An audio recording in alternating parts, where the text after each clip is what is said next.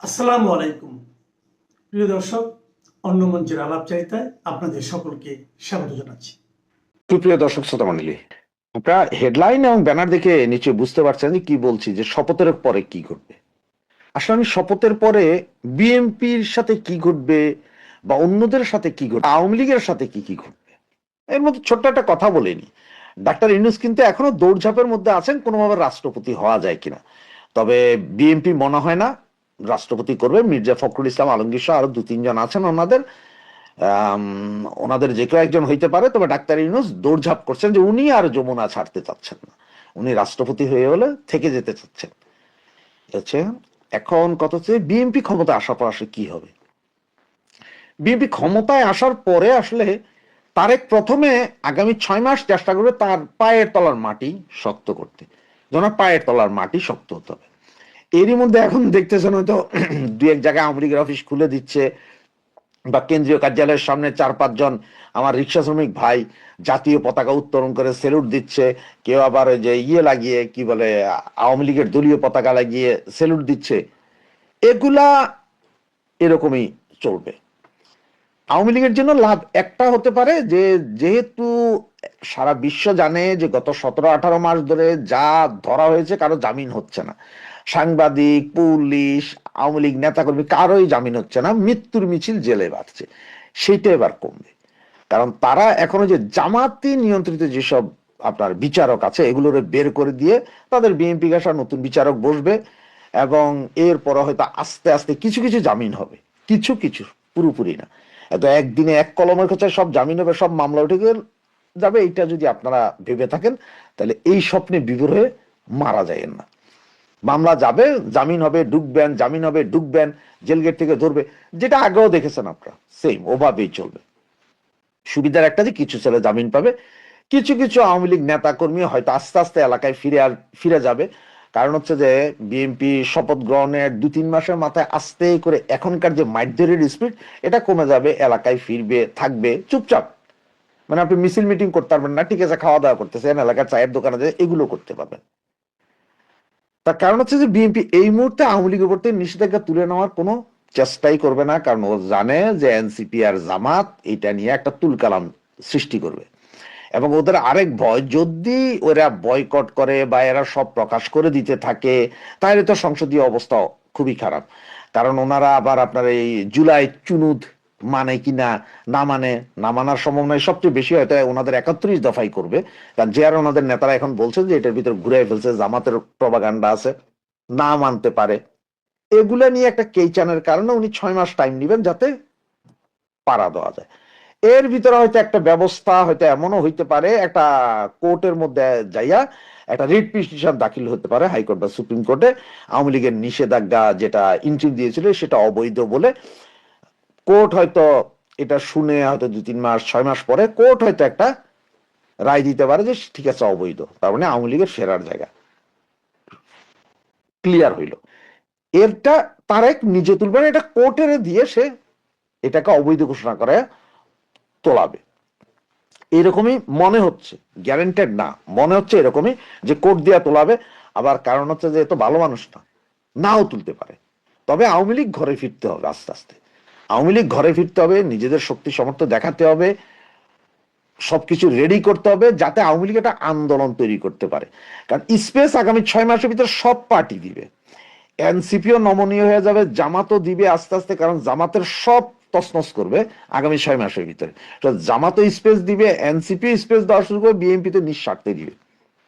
এছাড়া দেশের বিরুদ্ধে যেসব চুক্তিগুলো হয়ে গেছে এগুলা থেকে বাঁচতে হইলে তাইলে বাংলাদেশের 100% লোকের সমর্থন লাগবে।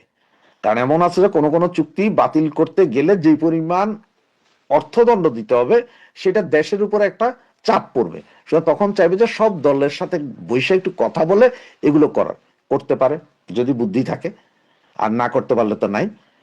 তবে আওয়ামী লীগের ভাইদের বলো এত বেশি খুশি হইয়া আপনারা বিএনপি আসছে কালকে, আজকে যাই আপনারা 32-এ ফুল দিতে যান, 34-এ মালা দিতে যান, এগুলো একটু কম করেন। কারণ এগুলো করতে গেলেই আপনারা নিজের ক্ষতি নিজে করবেন। তার কারণ হচ্ছে যে বিএনপি, জামাত, এনসিপি, ইন্ট্রিমে সবই এক। আপনার বিএনপি জিতছে বিধায় আপনি জিতেন নাই। আপনাদের অবস্থা দেখে এখন যা মনে হয় তাতে মনে হয় যেন সারা দেশে আপনারাই জিতে গেছেন। একটু স্লোলি আগান, এত দ্রুত আগাইন না। যত দ্রুত পতন হয়েছে তত দ্রুত আগাইতে যায়েন না, তাহলে ধরা খাবেন। 18 মাস গেছে, না এলো 8 মাস, 1 বছর, আরো এইভাবেই চলুক। আস্তে ধীরে আসেন, তবে কোমর বেঁধে আসেন। এইসব ঘটনাগুলো ঘটবে বিএনপির শপথের পরে। একটা বছর 100 দিনের যে পরিকল্পনা, সেখানেও দেখেন বিএনপি এমন হতে পারে তারেক জিয়া আপনার নরেন্দ্র মোদীর সাথে দেখা করতে পারেন, কারণ খাদ্য চ্যানেলটা ঠিক রাখতে হবে তার। ইন্ডিয়ার সাথে হয়তো সম্পর্ক কিছুটা উন্নতি হতে পারে। হ্যাঁ, ইন্ডিয়া একটা প্রেশার আছে, আওয়ামী লীগকে আনো, আওয়ামী লীগের রাজনীতি করার সুযোগ দাও। আপনার কমনওয়েলথের প্রেশার আছে, বিদেশি রাষ্ট্রগুলোর প্রেশার আছে, সবার আছে। কিন্তু সেই জিনিসটা একদম রাতারাতি হবে এটা ভাবেন না, আস্তে আস্তে হবে। ওই যে বললাম, সর্বপ্রথম হবে যে জামিন ব্যবস্থার সঠিক হবে, বিচার ব্যবস্থায় জামিন পেতে পারবেন, তবে মামলা উঠবে না। আবার যারাই ওই যে এরপরে যারাই আন্দোলন সংগ্রাম করতে যাবে খুব বেশি, যাদের বিরুদ্ধে আওয়ামী লীগের আমলে আওয়ামী লীগ আলারাই মামলা দিয়েছিল, তাদের ঘাটাঘাট করে রায় করাই দিবে। মানে আপনি দৌড়ের উপর থাকেন, তার কারণ হচ্ছে এটা তো তাদের গায়ে পড়ে, তো আওয়ামী লীগের আমলের মামলা, আপনি রায় হয়ে গেছে। এরকম অনেক ছাত্র নেতা আছে না যারা খুব স্ট্রং, জনপ্রিয়, তাদের বিরুদ্ধে আওয়ামী লীগ আমলে কিছু মামলা আছে না, যেমন আপনার সম্রাটের কথাই বলি, বিচার হয়ে গেছে না, একটা দৌড়ের উপর রাখবে। সব দিক বিবেচনা করে একটু সুস্থ মাথায় এবং শান্ত মাথায় চিন্তা করে নামতে পারেন। মঙ্গলবার শপথ নিতে যাচ্ছেন নবনির্বাচিত সংসদ সদস্যরা। অন্তর্বর্তী সরকারের পক্ষ থেকে বিএনপিকে চাপ দেওয়া হচ্ছে একই সাথে সংবিধান সংস্কার পরিষদের সদস্য হিসেবেও আলাদা শপথ নেওয়ার জন্য।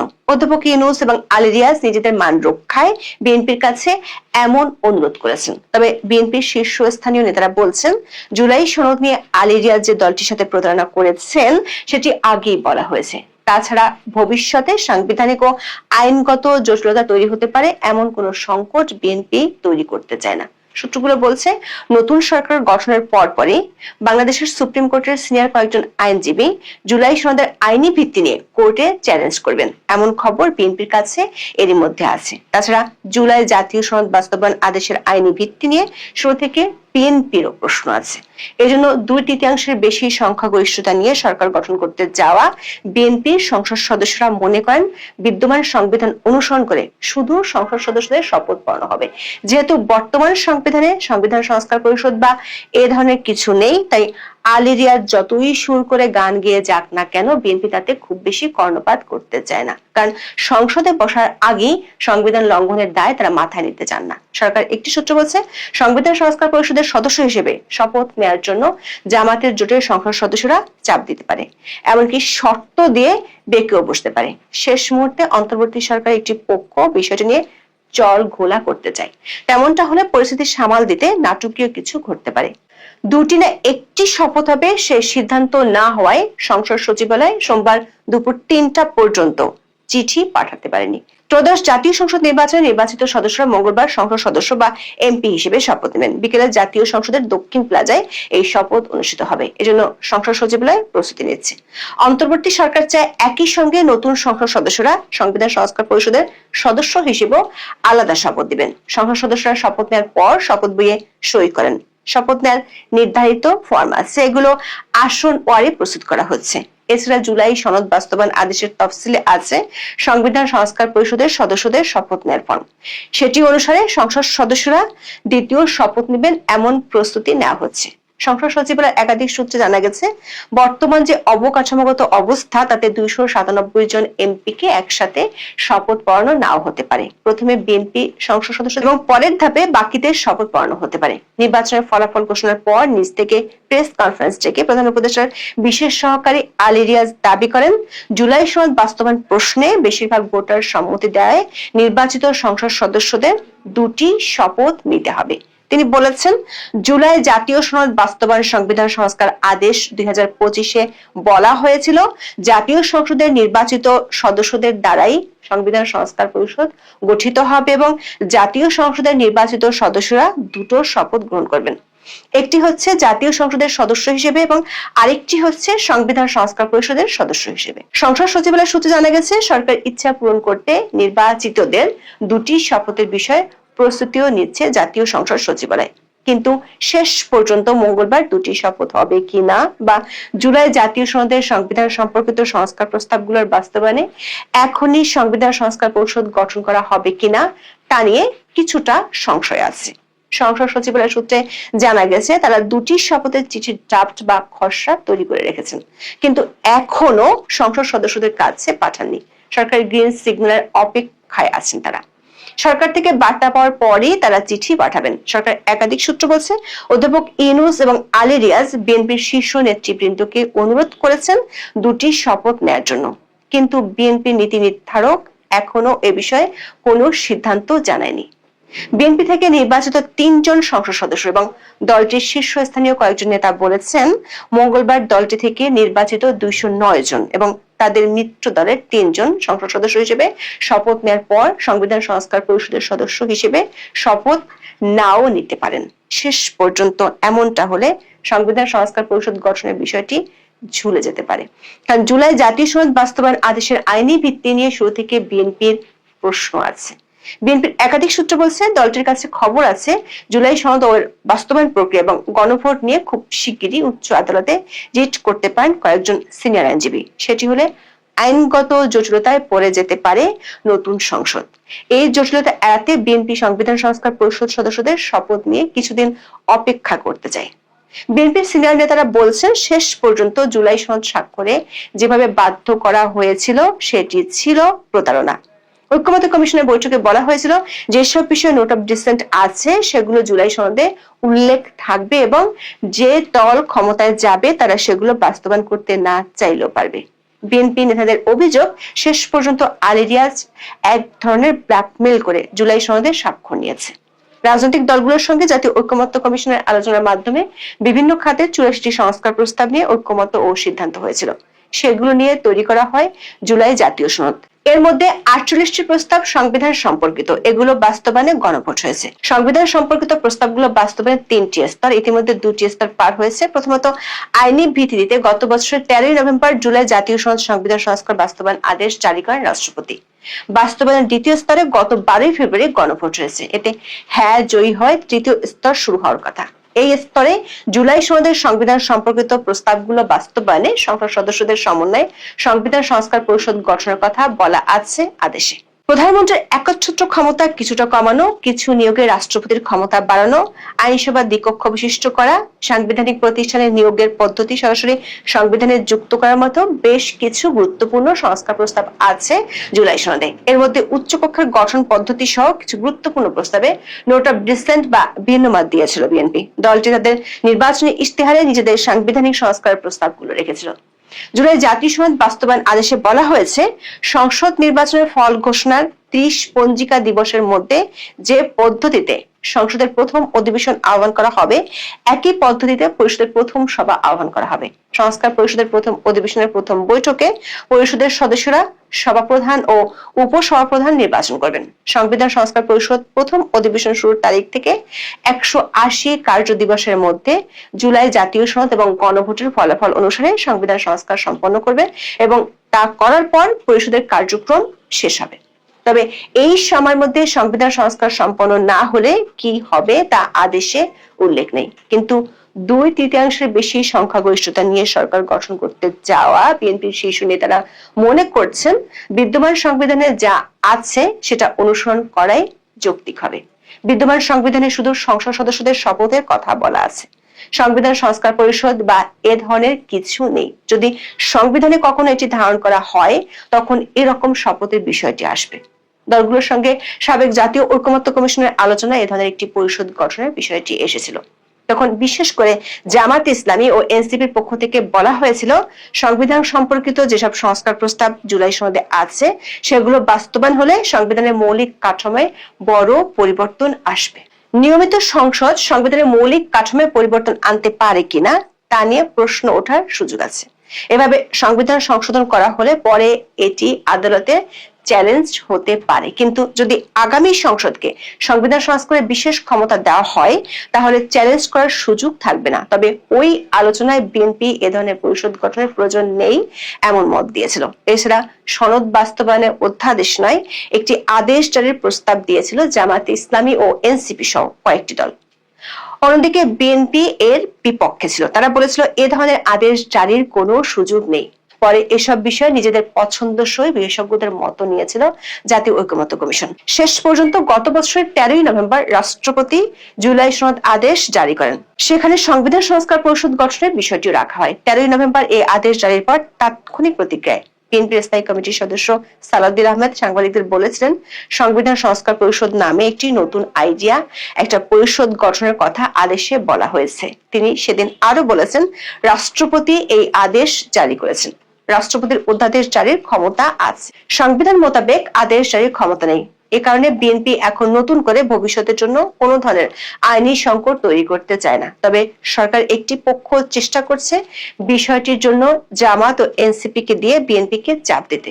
জামাত ইসলামী ও জাতীয় নাগরিক পার্টি বা এনসিপি জুলাই সনদের প্রায় সব বিষয়ে একমত। তারা জুলাই সনদের পূর্ণাঙ্গ বাস্তবায়ন চায়। কিশোরগঞ্জে জামাতের আমির শফিকুর রহমান সাংবাদিকদের বলেছেন, সংস্কারের উপর যে গণভোট হয়েছে এটার পুরোটাই মানতে হবে, এর কোনো খণ্ডিত অংশ আমরা বাস্তবায়ন দেখতে চাই না। এমন পরিস্থিতিতে সরকারি দলের সদস্যদের পরে বিরোধী দলের সদস্যদের শপথ অনুষ্ঠান হবে।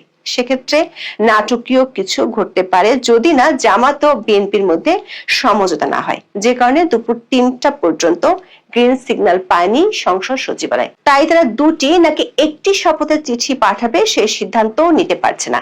যদি শেষ পর্যন্ত বিএনপি তার আগের সিদ্ধান্তে অটল থাকে তাহলে উচ্চকক্ষ সহ অনেক প্রস্তাবই আপাতত আটকে যাবে। মানে সংবিধান সংস্কারের বিষয়গুলো তখন নির্ভর করবে বিএনপির উপর। দলটির 2/3 মেজরিটি থাকায় তারা যেভাবে চাইবে সেভাবেই হবে। বিএনপির নেতারা মনে করেন সংবিধান সংস্কার পরিষদের সদস্য হিসেবে শপথ নিয়ে তারা সংসদে বসার আগেই সংবিধান লঙ্ঘনের আশঙ্কায় পড়ে যেতে পারেন। প্রশ্ন হলো, বিএনপি কি জেনে বুঝে সে দায়ভার নিয়ে সংসদের যাত্রা শুরু করবে? যে বাংলাদেশে বিএনপি, জামাতে ইসলামী, এনসিপি এবং অন্যান্য যে ছোটখাটো দল তারা যে ভোট পেয়েছে এবং এরশাদের দল সব জায়গায় হেরেছে, এর কারণ কি, কেন, এটা নিয়ে একটু আলোকপাত করতে চাই। আপনারা দেখেন নির্বাচনটি খালি চোখে যদি আপনি দেখেন আপনি বুঝবেন খুব সুন্দর নির্বাচন, মারামারি হানাহানি কম হয়েছে, কম্পারেটিভলি প্রাণ কম গিয়েছে, কিন্তু তারপরও 7 জন মারা গিয়েছে সারা দেশে। তো এখন এই নির্বাচনটি যে হলো আপনি বোঝেন যে এখানে জামাত বা বিএনপি ছাড়া পাশ করার কোনো পার্টি নেই। কারণ সারা দেশে 20-30টি আসনে মাত্র এনসিপি তাদের নমিনেশন দিয়েছে, তাও জামাতের অংশ হিসেবে। যেই সব জায়গায় জামাতের অবস্থান ভালো এবং বিএনপির ভালো কোনো প্রার্থী নেই সেই সব জায়গায় এনসিপি কে দেওয়া হয়েছে। এই নির্বাচনটিতে ডক্টর ইউনূস অংশগ্রহণ করার আগেই এই তারেক রহমানের সাথে বসে তিনি একটা বোঝাপড়া করেছেন এবং তিনি এনসিপির বড় বড় 7-8 জন নেতাকে যেন নিশ্চিন্তভাবে এবং নিশ্চিতভাবে সংসদে নিয়ে আসা যায় সেই ব্যাপারে তারেক রহমানের সাথে তার একটা সমঝোতা কিন্তু আগে থেকেই হয়েছে এবং জামাতের সাথেও হয়েছে। এনসিপি একবার কিন্তু এনসিপিকে অফার দেওয়া হয়েছিল যে বিএনপির সাথে আসার জন্য, তাহলে এনসিপি যদি 30টা আসন চায় সেই 30টা আসনেই এনসিপিকে পাশ করিয়ে আনবে। কিন্তু কোনো কারণে ডক্টর ইউনূস বিএনপির সাথে ভরসা পায়নি, যার কারণে তারা এনসিপি জামাতের সাথে গিয়েছে। আর তাছাড়া এনসিপির যেখানে জন্ম সেখানেই এনসিপি ফিরে গিয়েছে, যার কারণে জামাতের সাথে গিয়ে তারা মাত্র 6টি বা 7টি আসনে পাশ করেছে। এই 6টি বা 7টি আসন কিন্তু পূর্ব নির্ধারিত। যেমন হান্নান মাসুদ পাশ করেছে, ঢাকায় নাহিদ পাশ করেছে, কুমিল্লায় হাসনাত পাশ করেছে, হাসনাতকেও পাশ করিয়ে দেওয়া হয়েছে। বিএনপির যে প্রার্থী ছিল বহু লোক ঋণ খেলাপি হওয়ার পরও নির্বাচন করেছে, কিন্তু তিনি নির্বাচন করতে পারেননি। কে? মঞ্জুরুল হাসান মুন্সি। তো এইরকম ভাবে বাংলাদেশে কিছু মেটিকুলার যে ডিজাইন, এই ডিজাইনগুলো আগে থেকেই কিন্তু নির্ধারিত ছিল। তারপর দেখেন জামাতকে কোন অঞ্চলটা দেওয়া হয়েছে, জাতীয় পার্টি যে অঞ্চল সেই অঞ্চল। সেখানে জাতীয় পার্টিকে কেন একটি আসন জাতীয় পার্টি কেন পাশ করেনি সেটার পিছনে কিন্তু কিছু মৌজেজা আছে। মৌজেজাটা কি? বাংলাদেশ আওয়ামী লীগ কিন্তু নির্বাচনে আসতে পারেনি। ডক্টর ইউনূস একদম স্ট্রিক্টলি নির্দেশনা ছিল যে জাতীয় পার্টির কেউ যেন নির্বাচনে আসতে না পারে প্রথম দিকে। পরবর্তীতে বাধ্য হয়ে জাতীয় এবং আন্তর্জাতিক চাপের ফলে যেহেতু আওয়ামী লীগও নেই, একদম খালি মাঠ হয়ে যাচ্ছে, সেই জন্য জাতীয় পার্টিকে অনুমোদন দেওয়া হয়। কিন্তু জাতীয় পার্টি তাদের নির্বাচনী প্রচারণা করতে পারে নাই, অফিস খুলতে পারে নাই। জাতীয় পার্টির অফিস ভাঙা নিয়ে তো এই বিকাশ নূর কি পরিমাণ মাইটটা খেলো আপনারা দেখেছেন। তো সেই কারণে জাতীয় পার্টিকে মেটিকুলাস ডিজাইনের অংশ হিসেবে শামীম পাটোয়ারির মতো লোককেও হারিয়ে দেওয়া হয়েছে। এখন হারিয়ে যেতে যে কেউ হারতে পারে, কিন্তু জাতীয় পার্টি একটি আসনও পায়নি। এটা দ্বারা আওয়ামী লীগকে ইন্ডিকেট করার তিনি চেষ্টা করেছেন যে আওয়ামী লীগ থাকলেও কোনো আসন পেত না। এটা ডক্টর ইউনূসের উর্বর মস্তিষ্ক থেকে যাই আসুক, বাংলাদেশের মানুষ জানে যে আওয়ামী লীগ যদি নির্বাচনে আসতো তাহলে এই জামাতে ইসলামী 3টার বেশি আসন পেত না। সেইখানে বিএনপি আওয়ামী লীগের মধ্যে একটা হাড্ডাহাড্ডি লড়াই হতো, সেখানে বিএনপিও জিততে পারতো, আওয়ামী লীগও জিততে পারতো। জামাতের কোনো খাবার এই দেশে ছিল না। আপনারা যদি একটা জিনিস খেয়াল করে দেখেন, বিএনপি জোট 212টি আসন পেয়েছে, পক্ষান্তরে জামাত জোট 72টি আসন পেয়েছে, বা 80টি আসন পেয়েছে, 70টি আসন পেয়েছে, 72টি আসন পেয়েছে। এই 72টি আসনের মধ্যে আপনি যদি খেয়াল করে দেখেন, 28টি আসনে বিএনপির বিদ্রোহী প্রার্থী ছিল। এই বিদ্রোহী প্রার্থীর 21 জন প্রার্থী জয় পরাজয় নির্ধারণ করেছে জামাতের। এখন যদি জামাতের এই 21টি আসনকে যদি আপনি বাদ দেন, তাহলে জামাতের আসন কিন্তু 40-এর নিচে, 40-এ চলে আসে। তাই সেই ক্ষেত্রে হিসেব করে দেখেন যে আওয়ামী লীগের অ্যাবসেন্সে যদি জামাতে ইসলামী 40টি আসন পায়, এটা খুব দাতব্যের মধ্যে নেওয়ার কোনো বিষয় নয়। কারণ বিএনপি এককভাবে তো সব আসন নেবে না, সব আসন পাবেও না। ঠিক এই ডিজাইনটা সেভাবে করা হয়েছে, যার কারণে জামাতে ইসলামী ধরে নিয়েছিল। এবং বাংলাদেশে আমার গ্রাম আপনার গ্রাম, যার যার গ্রামে একটু খবর নিয়ে দেখেন, সবার মধ্যে এরকম একটা মানে মানুষের মধ্যে এরকম একটা প্রচারণা চালিয়ে দেওয়া হয়েছিল যে জামাত ক্ষমতায় চলে আসতেছে, ডিসিওসি যা আছে সব জামাতের, আওয়ামী লীগের কেউ নাই, বিএনপির কেউ নাই, সবে জামাতের, সুতরাং জামাতকে তারা নিয়ে আসবে। কিন্তু আসলে বিষয়টা এরকম না।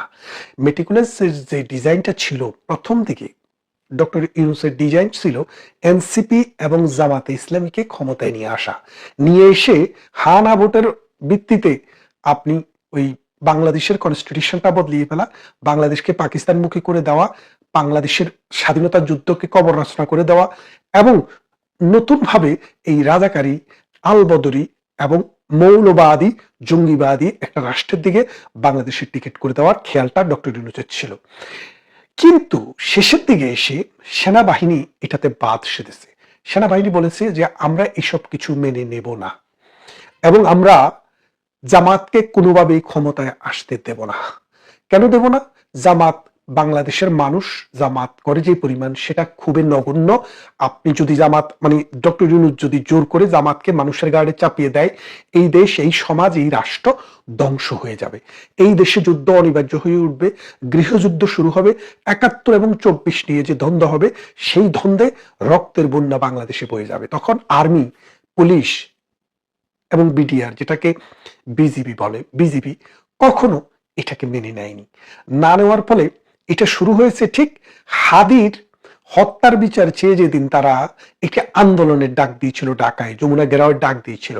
এটার উদ্দেশ্য ছিল নির্বাচনটাকে আরো একটু পিছনে নেওয়া, আরো পিছনে নেওয়া মানে একবারে জুনে চলে যাওয়া, কারণ সামনে ঈদ, তারপরে আরো কিছু বিষয় আছে যার কারণে জুনের আগে হবে না, সেরকম একটা ধান্দা নিয়ে তারা এসছে। কিন্তু আর্মি এবং পুলিশ এই জিনিসটাকে খুব কঠিন হস্তে দমন করেছে। আপনি দেখেছেন কুকুরের মতো পিটিয়েছে, মানে কেমন পিটিয়েছে। যদি আপনারা যদি ভিডিও ফুটেজ গুলো না দেখেন তাহলে বুঝবেন না, এগুলো তৈরি করা ভিডিও ফুটেজ নয়, একদম রিয়েল ভিডিও ফুটেজ। যার ফলে তখন শেষের দিকে এসে আপনি ওই এক বাটপার ফ্রান্স থেকে একটু কান্নাকাটি করছে, আপনি দেখেন নাই?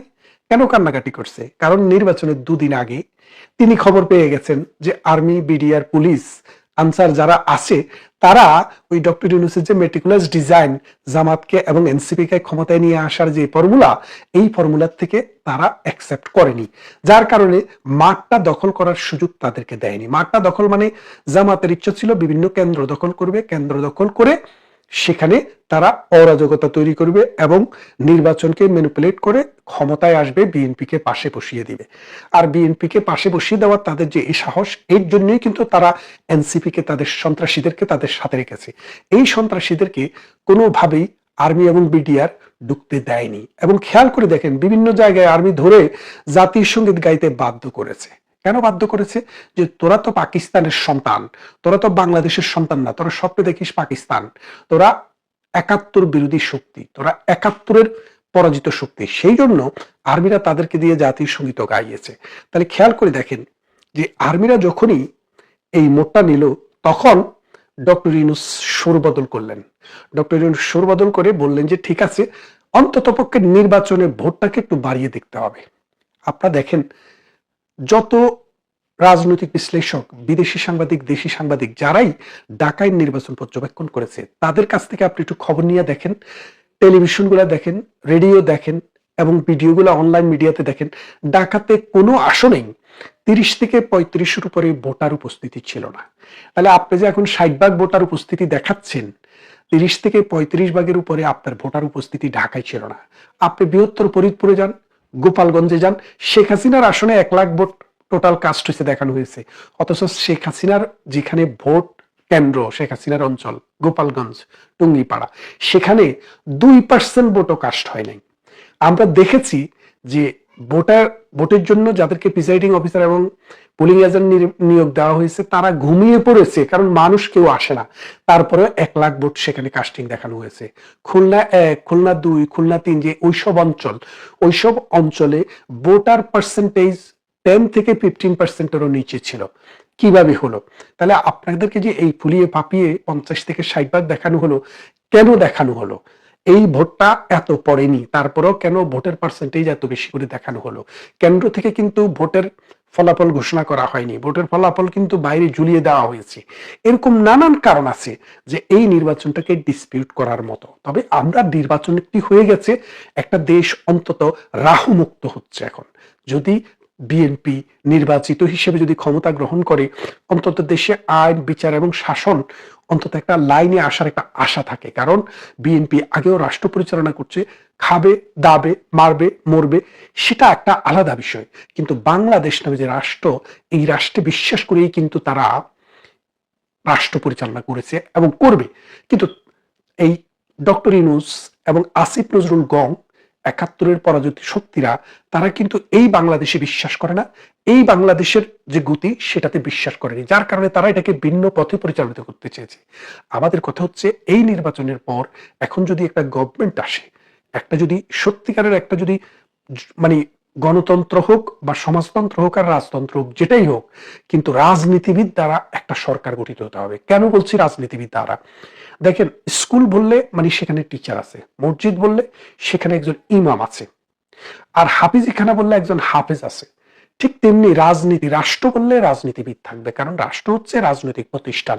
এই রাজনৈতিক প্রতিষ্ঠান যখন বিরাজনীতিকরণ হয়, প্রথম আলোদের ইন্ধনে যখন রাজনীতিবিদদেরকে বনবাসে দেওয়া হয় আর চোর বাটপাররা এসে যখন রাষ্ট্র ক্ষমতা গ্রহণ করে, তখন রাষ্ট্রের কি চরিত্র হয়, রাষ্ট্রের কি